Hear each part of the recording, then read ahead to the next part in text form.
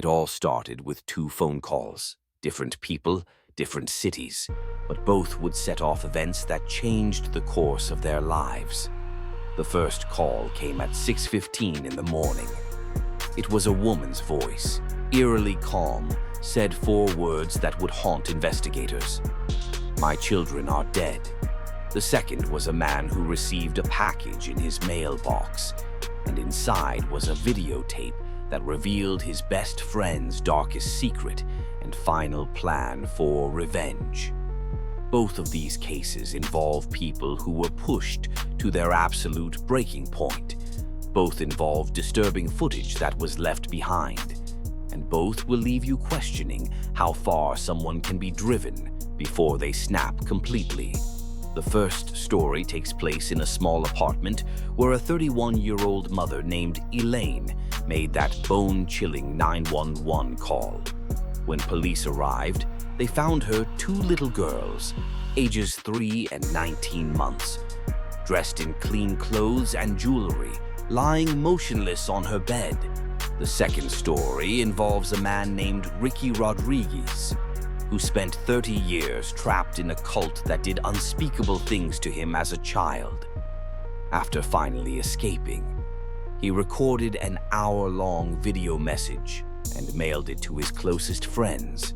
Both of these people left behind video evidence of their final moments.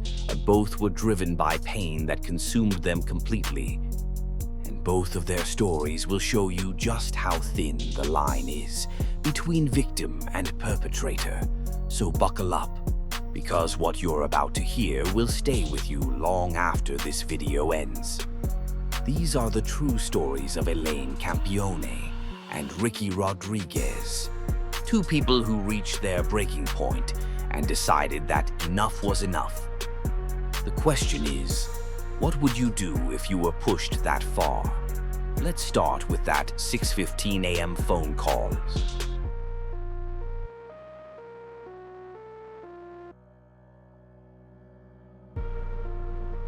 On October 4th, 2006, at approximately 6:15 a.m., the Barrie Police Department received a chilling call from a woman saying, "My children are dead," in a calm and quiet voice. The disconnect between her tone and the situation she was describing was extremely unsettling.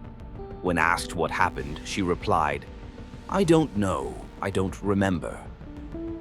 Police officers immediately rushed to the address she provided and knocked on the door of her apartment, bracing for what they might find. The door opened, and they were greeted by 31-year-old Frances Elaine Campione. When the officers asked her about the children she mentioned on her call, she replied in the same disturbingly calm voice, stating, "Yes, they're dead. They're on my bed." As the officers entered the master bedroom, he saw the remains of 2 little girls, 3-year-old Serena and 19-month-old Sophia, lying on the bed. Both were dressed in clean clothes and were also wearing necklaces and earrings. However, their skin was starting to turn blue, suggesting they might have been deceased for quite some time. One of the officers also noticed a small bruise on Sophia's forehead, and that was it. There was nothing else in the room that could have explained their deaths.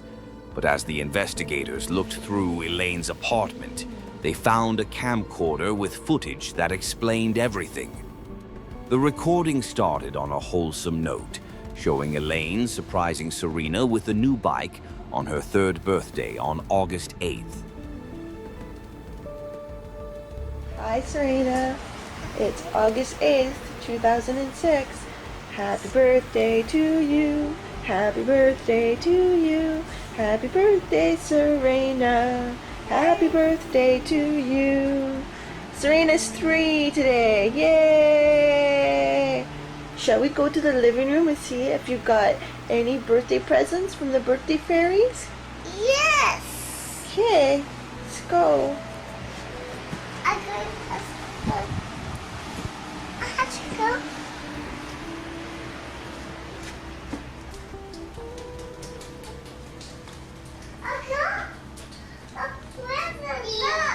What is it? It's a bike. The next video also showed Elaine and her two daughters just hanging around and having fun. So far, everything looked quite normal. However, the third recording, dated October 2nd, was when things started to get weird. The tone of the recordings instantly changed as Elaine suddenly went on and on about their horrible living conditions and the torment her ex-husband Leo and his family had put her through, said all in front of her children. The camera, boo-boo. Oh, yes, this is a deplorable, horrible, messy, filthy apartment that supposedly my two children and I live in, and it's just a horrible, horrible mess. Yeah. I think Diego Campione is totally in the wrong, and I hope he burns in hell for all his sins. The same as Leonardo. All I wanted to do was take care of my two little girls and live happily ever after the 3 years of physical, emotional, and mental abuse that I endured tremendously by Leonardo Campione, and in the past year from Anna and Diego Campione, the mental and emotional abuse, which wouldn't stop, and I had CAS keep bringing these two people into my life over and over again when I kept telling them the amount of mental and emotional abuse it was causing my 3-year-old daughter Serena and I and Sophia. It was horrible and uncalled for, and I want justice to my family for what they have all done to us. I cried out for help. They should have. Leo was apparently extremely abusive, both physically and mentally. He prevented her from contacting her parents and at one point even kicked her in her stomach while she was pregnant. This resulted in Leo getting charged with domestic violence and the two getting divorced. However, at the time of this recording, Leo was starting to turn things around and was engaged in a legal battle with Elaine over the custody of their daughters. This took an immense toll on Elaine's mental health. She was already quite unstable and had been to the psych ward twice in the past couple of years, but according to her mother, the custody battle caused her to lose it completely and developed severe paranoia. She became worried that Leo would one day show up and forcibly take her daughters away.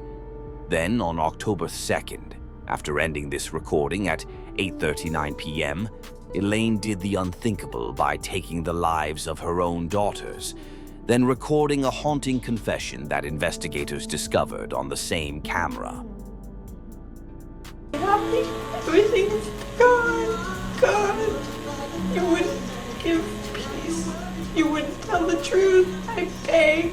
You even had Stacy not believing me, telling her I had to sign papers when I didn't. I went to victim witness to get the truth. Trying, begging everyone the truth. How you beat me for 3 years behind closed doors. Beat me when I was pregnant with Serena and Sophia. You didn't care about our babies. You didn't care about me. You care about yourself. You wanted to win. You won. Are you happy? How does it make you feel?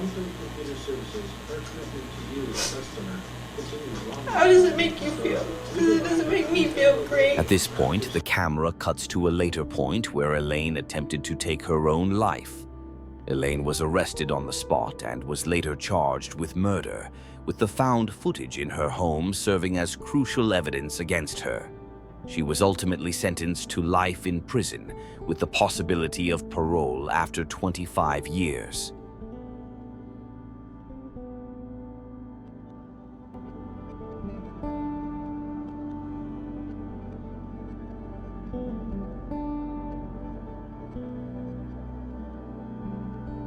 On January 8, 2005, a man named Martin discovered a mysterious package in his mailbox.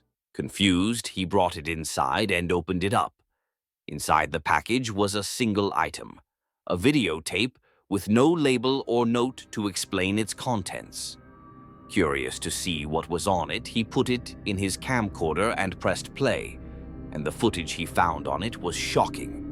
It contained a nearly hour-long video of a man describing the violent things he was about to do, how he was going to lure his victims, and the makeshift devices he was going to use. His voice. I'm not trained in torture methods, which is what I'm gonna have to make do. I got my drill here. The reason why it's got this padding on it is just to try to silence it a bit because I'm in an apartment. I got gags, socks, got lots of duct tape. I got a soldering iron, sheets. It's rather crude implements. I think can work wonders, especially if it's used in the right way. However, while the content itself was extremely grim, what disturbed Martin more was the fact that he personally knew the person on screen. This wasn't the manifesto of a serial killer planning to take innocent lives. Instead, it was the final message of Martin's close friend, Ricky Rodriguez, a man who was tormented by a cult from the moment he was born.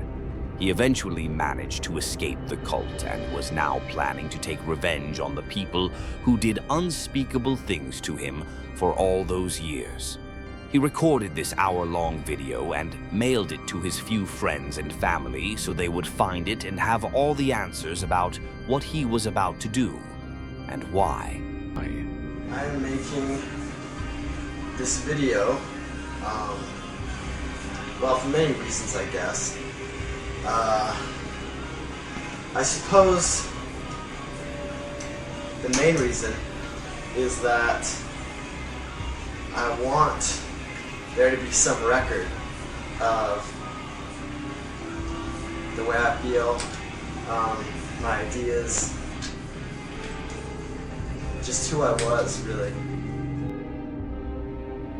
Ricky's story began 30 years earlier, on January 25th, 1975, when he was born as the first child of Karen Alva Zerby. Karen was a member of a cult called the Children of God, which used Christian language to lure in young, impressionable minds, often teenagers, and molded them to its sick and perverse ideals. 2 years after Ricky's birth, he was adopted by the cult's leader, David Burke, who presented himself as the Chosen One. David changed the cult's name to the family and declared Ricky to be a religious herald, granting him a special position in the organization. However, while he was treated like royalty by the other members on the surface, behind closed doors, Ricky was the victim of vile acts no child should ever have to endure. David not only encouraged these acts, but went as far as to write a whole book about everything he and his followers did to Ricky, called The Story of DeVito. This abuse continued for many years, but as Ricky got older, he became aware of David's lies and manipulation. Then, in 1999, he finally managed to escape the cult with his girlfriend, Alexia Manuel, by faking a visit to the cult's compound in Mexico and fleeing to the US instead. Reintegration into society after 24 years in an isolated cult was anything but simple, but Ricky somehow managed to pull through and secure a job as an electrician. He also married Alexia and later moved to Tucson, Arizona. Unfortunately, no matter how hard he tried to move forward, the nightmare he escaped continued to haunt him. David had passed away in 1994, and the cult was now under the supervision of Karen Zer, Ricky's mother. And while the cult had managed to escape legal repercussions by mainly operating overseas, Ricky knew that there were still countless children suffering the same fate as him. So, in January of 2005, he decided enough was enough and took matters into his own hands. Which brings us back to the video he recorded and then mailed to a handful of close friends and his wife. In it, Ricky mentioned his ultimate goal, which was to bring down the cult all on his own. Beyond that, a part of this was also about getting revenge for everything that was done to him. There's this need that I have. This need, it's not a want, it's a need, and I wish it wasn't, but it is. It's a need for revenge. It's a need for justice. Because I can't go on like this. In that video, he also laid out his plan for accomplishing this goal. He'd apparently gotten in contact with his previous nanny, Angela Smith, who was among the group that tormented him during his time in the cult. He was going to invite her over for dinner at his apartment in Tucson and make her tell everything she knew about the other members' whereabouts by any means necessary, and that's exactly what he did. On January 8th, after mailing copies of his recording, he invited Angela into his home and proceeded with the plan. It's unclear what information he managed to extract from her before taking her life. He then got into his car and drove to Blythe, California. There he rented a motel and called his wife to tell her about what he had done and what he was going to do next. However, despite the meticulous planning, Ricky ultimately couldn't follow through with the rest of his plan. On the morning of January 9th, authorities found his car in a parking lot just a few miles from the hotel he was staying at. Ricky was found inside the car as well, where he had taken his own life. And while this was tragic news for his loved ones, it was hardly surprising for his wife. You see, Ricky believed that killing the cultists would bring him peace, something he reiterated in his last video, saying, I can imagine how I would feel. But that's not what happened. During his call with his wife, he confessed that despite his anger and resentment, killing Angela was the hardest thing he had ever done. Taking revenge didn't bring the comfort he was looking for. He couldn't bring himself to take any more lives and decided to end it all that night, leaving his friends and family with the hour-long video to remember him by. As for the family cult, it remains active to this day under the leadership of his mother.